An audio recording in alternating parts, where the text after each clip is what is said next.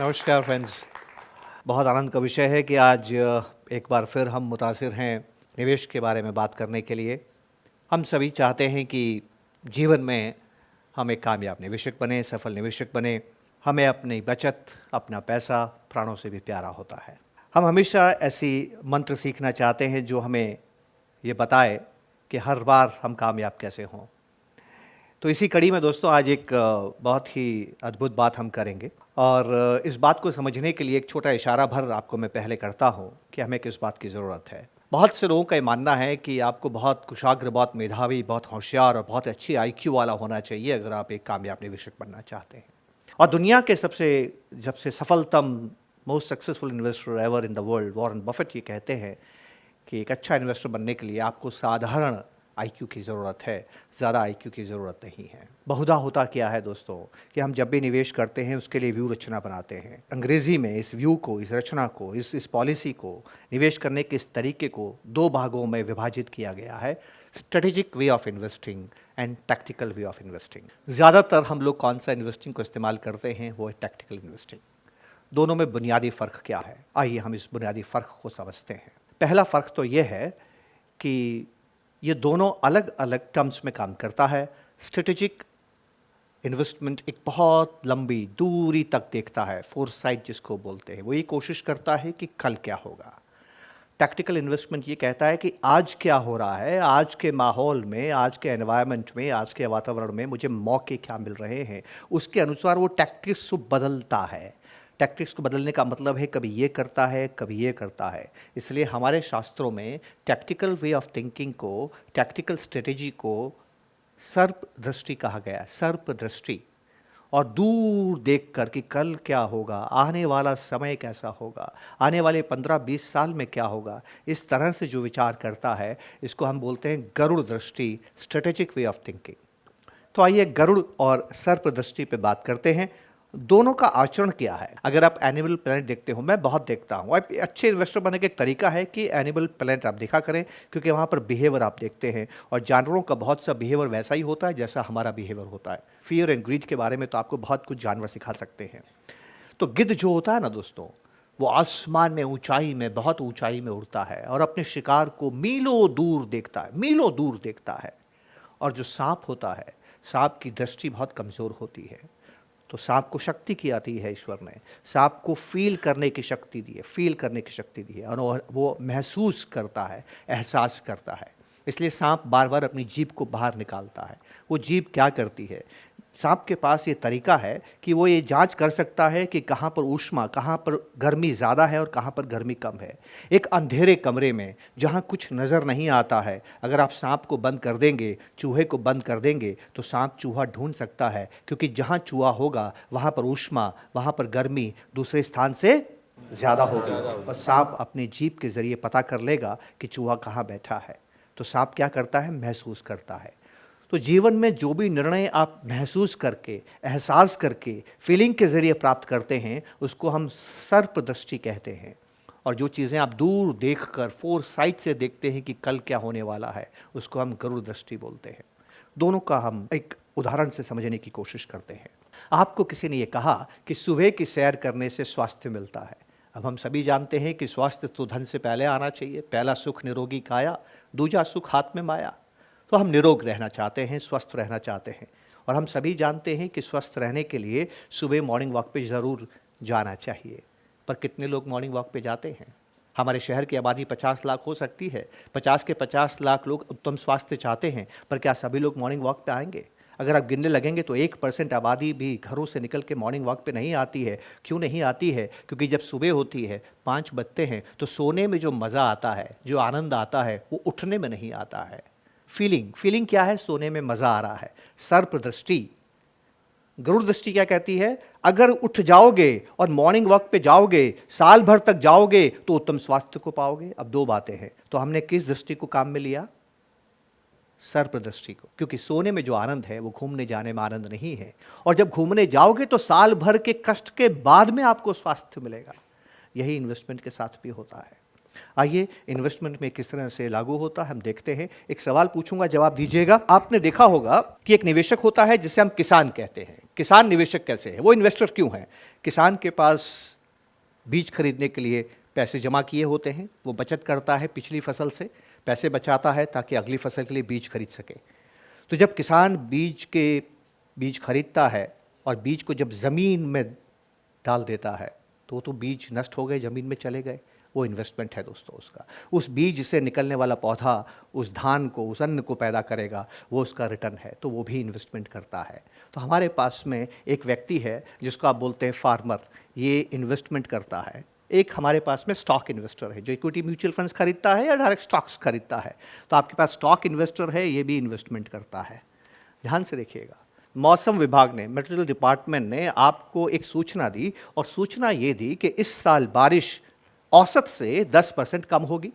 ये आपके पास इंफॉर्मेशन आई कि बारिश इस साल 10% कम होगी। जैसे ही खबर आएगी, किसान जो कि इन्वेस्टर है, जिसको बीज खरीदने हैं और बीज खरीद के जब वो बीज बोता है, खेत को जोतता है, तो वो तब बीज पनपता है जब बारिश होने पर वो सिंचाई कर पाता है। अब उसको खबर आई है कि बारिश इस साल कम होगी, वो अपने खेत को जोतेगा कि नहीं जोतेगा? किसान अपना खेत जोतेगा। तो किसान ने इन्वेस्टमेंट कर दिया, खबर बुरी आई तो भी इन्वेस्टमेंट कर दिया। अब आप इसको देखिए, स्टॉक इन्वेस्टर ये क्या करेगा? अरे इस साल बारिश कम होगी, पैदावार कम होगी, आमदनी कम होगी, खर्चा कम होगा, मुनाफा कम होगा। न बाबा, ये समय निवेश करने का नहीं है। और इसने क्या किया? इसने निवेश नहीं किया। दोस्तों, ये है गरुड़ दृष्टि, स्ट्रेटेजिक वे ऑफ इन्वेस्टमेंट। ये है टैक्टिकल, सर्प दृष्टि, फीलिंग क्या कर रहे हो। किसान क्या कहता है, मैं आपको बहुत ही ईमानदारी से अपना एक व्यक्तिगत अनुभव बताता हूँ। दोस्तों, मैं रेगिस्तानी इलाके का रहने वाला हूँ जहाँ सिर्फ रेत और रेत होती है। पर क्या आपको क्या लगता है रेत में किसान नहीं होते हैं? एक बार जीवन में मौका मिला मुझे वापस अपने दूर गांव जाने का बड़े होने के बाद। छुटपन में तो मुझे बातें समझ में नहीं आई, और जब मैं गया तो वो मानसून का समय था, और मानसून के समय में मैं टहलने निकल गया। दूर मुझे एक किसान से मुलाकात हुई। किसान खेत जोत रहा था। मुझे सुनने में आया था कि बारिश इस बार कम होगी। मैंने उससे पूछा, भैया खेत क्यों जोत रहे हो, क्या तुम्हारे पास सिंचाई के साधन है? कहता, सिंचाई के साधन नहीं है। तो मैंने कहा, फिर क्यों खेत जोत रहे हो? बीज लाओगे और अगर बारिश नहीं हुई तो क्या होगा? कहता है, हुजूर अगर बारिश नहीं हुई तो 20 दिन में बीज खराब हो जाएंगे। मैंने पूछा, फिर क्या करोगे? तो कहता है, फिर बीज डालूंगा, फिर इंतज़ार करूंगा। मैंने कहा, फिर अगर बारिश नहीं हुई तो, क्योंकि मौसम विभाग कह रहा है इस बार बारिश कम होगी, फिर अगर बारिश नहीं होगी तो क्या करोगे? वो कहता है, साहब फिर तो क्या करूंगा, मेरी किस्मत ख़राब है, 2 बार मुझे नुकसान हो गया, तीसरी बार क्या तुम फिर से बीज डालोगे? कहता, डालने की इच्छा तो रखता हूँ, पर ये रेगिस्तान है, यहाँ पर 2 महीने का चौमासा 2 महीने का होता है। चौमासा मतलब 4 मास, पर रेगिस्तान में 2 ही मास का होता है, 2 ही महीनों में बारिश होती है। उसके बाद बारिश होने की संभावनाएं बिल्कुल ख़त्म हो जाएगी। मेरे तो परिवार बहुत संकट में आ जाएगा, मुझे गाँव छोड़ के शहर जाना पड़ेगा और शहर में मजदूरी करनी पड़ेगी। तो बारिश नहीं होगी, बारिश नहीं हुई, और बारिश नहीं होने से पैदावार नहीं हुई, पैदावार नहीं होने से किसान को नुकसान हो गया, और नुकसान होने से परिवार के पालन पोषण के लिए वो शहर चला गया। मेरा सवाल सुनिएगा दोस्तों, अगले साल फिर मानसून आएगा, मानसून का मौसम आएगा, उस मौसम में खेत जोतने के लिए किसान वापस गाँव आएगा कि शहर में ही रहेगा? क्या कहा? वापस गाँव आएगा। क्यों आएगा? उसको तो शहर में ही रहना चाहिए ना, क्योंकि एक बार बारिश ने धोखा दे दिया। जब मैंने ये सवाल उस किसान से किया कि अगले साल तुम दोबारा गांव में आओगे, तो कहता है, जरूर आऊंगा। मुझे बड़ा अजीब सा लगा, क्यों जरूर आओगे? शहर में ही भरण पोषण करो, वहीं काम करो, वापस क्यों आओगे? तो वो मुझे नीचे से ऊपर तक देखता है, कहता है, बहू जी शहर से आए हो क्या? मैंने कहा, हाँ शहर से आया हूँ, रहने वाला यहाँ का हूँ, बहुत सालों बाद में आया हूँ। कि तभी ऐसी बात कर रहे हो? किताब नहीं, जीवन से भी पढ़ो।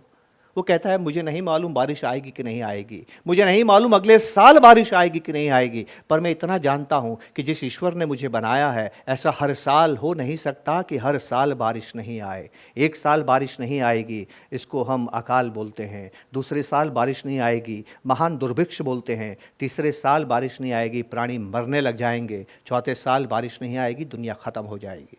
दोस्तों, मैंने अकाल देखा है, मेरे पिता ने अकाल देखा है, पर परमपिता ने अकाल देखा है, पर हम ख़त्म नहीं हुए हैं। इसका मतलब क्या है कि अगर 1-2 साल बारिश नहीं आती है तो संभावना है तीसरे साल बारिश आने की बहुत ज़्यादा बढ़ जाती है। ये उस किसान ने मुझे सिखाया है। लगातार ऐसा हो नहीं सकता कि बारिश आएगी नहीं। यही इंसानी जीवन है दोस्तों। इसको स्ट्रेटेजिक इन्वेस्टमेंट कहते हैं। दुनिया में जिसने भी इक्विटी इन्वेस्टमेंट से पैसा कमाया है वो उसी ने कमाया है जो हमेशा बाजार में इन्वेस्टेड रहता है। वो ये नहीं देखता है खबर क्या आ रही है, वो हमेशा बाजार में इन्वेस्टेड रहता है। इंसान आगे बढ़ता है। इस साल रिटर्न नहीं आएगा तो अगले साल रिटर्न आएगा, क्योंकि मेरे देश की जीडीपी बढ़ रही है। आप टैक्टिकल इन्वेस्टमेंट करते हैं, फीलिंग से इन्वेस्टमेंट करते हैं, न्यूज़ से प्रभावित होकर इन्वेस्टमेंट करते हैं, इसलिए 50% सही होते हैं और 50% गलत होते हैं। और अगर दोनों को जोड़ दिया जाए तो रिजल्ट शून्य होता है, या जो एवरेज रिटर्न्स होते हैं उससे रिटर्न्स हमारे कम होते हैं। डालबर एसोसिएट्स की अगर आप शोध को देखें कि ज़्यादातर इन्वेस्टर्स ने वो रिटर्न नहीं कमाया है जो रिटर्न म्यूचुअल फंड्स ने प्रदान किया है। तो दोस्तों, आप टैक्टिकल इन्वेस्टमेंट करें, मैं ऐसा नहीं कहता न करें, पर केवल 10%, 5% ऑफ एसेट्स करें। 50% of assets should be always into equities, क्योंकि आप नहीं मालूम कि किस दिन बाज़ार में क्या होगा। आपको इक्विटी बाज़ार में हमेशा रहना चाहिए। इसीलिए कहते हैं टाइमिंग नहीं, टाइम इंपॉर्टेंट है। स्ट्रेटेजिक इन्वेस्टमेंट का मतलब होता है टाइम इन द मार्केट, और टैक्टिकल इन्वेस्टमेंट का मतलब होता है timing the market. Stock investor tactical investment करता है, फार्मर स्ट्रेटेजिक इन्वेस्टमेंट करता है। दोस्तों, मुझे उम्मीद है कि ये गरुड़ दृष्टि और सर्प दृष्टि का फ़र्क आप समझ गए होंगे। जब तक सर्प दृष्टि रहेगी, नज़दीक देख पाएंगे, एहसास कर पाएंगे। सांप के सुनने के लिए कान भी नहीं होते हैं। वो जब ज़मीन पर चलता है तो आवाज़ को महसूस करता है। आप ज़ोर से चिल्लाएंगे, सांप को मालूम नहीं चलेगा। आप चलने लगेंगे, सांप को मालूम चल जाएगा। वो जबड़ों से एहसास करता है, वो गर्मी का एहसास करता है, ऊष्मा का एहसास करता है, और एहसास करके निर्णय लेता है। क्या आप ऐसे निवेशक बनना चाहते हैं जो एहसास करके फीलिंग से निर्णय लेते हैं? फीलिंग हमेशा आपको धोखा देगी। फीलिंग कभी भी आपको सही काम नहीं करने देगी। फीलिंग हमेशा आपको अच्छा काम करने देगी। फीलिंग होती इंद्रियों से। ये 5 इंद्रियां होती हैं हमारी। इंद्रियों पे जो जय करता है वही साधु बनता है। इंद्रियों पे जो जय करता है वही देवता बनता है। इंद्रियों पे जो जय करता है वही स्ट्रेटेजिक इन्वेस्टर होता है। दोस्तों, जब तक इंद्रियों से काम करेंगे, एहसास से काम करेंगे, सर्प दृष्टि से ग्रसित रहेंगे, और जिस दिन इंद्रियों को विजय कर लेंगे, गरुड़ बन जाएंगे, दूर तक देख पाएंगे, और रिटर्न आपके चरणों में होगा। ये एक बहुत ही उम्दा तरीका है बेहतर निवेश करने का, जो न केवल आपको ट्रस्ट देगा, पेशेंस देगा, और अनुशासन, डिसिप्लिन भी देगा। और ये 3 ही पिलर्स हैं एक कामयाब इन्वेस्टर बनने के। दोस्तों, उम्मीद करता हूँ कि स्ट्रेटेजिक और टैक्टिकल एलोकेशन का फ़र्क समझ में आया होगा, और आप इसको अंगीकार करेंगे और अपनी फाइनेंशियल प्लानिंग में, अपने निवेश में इसको उचित स्थान प्रदान करेंगे। बहुत बहुत शुक्रिया। नमस्कार। जय हिंद।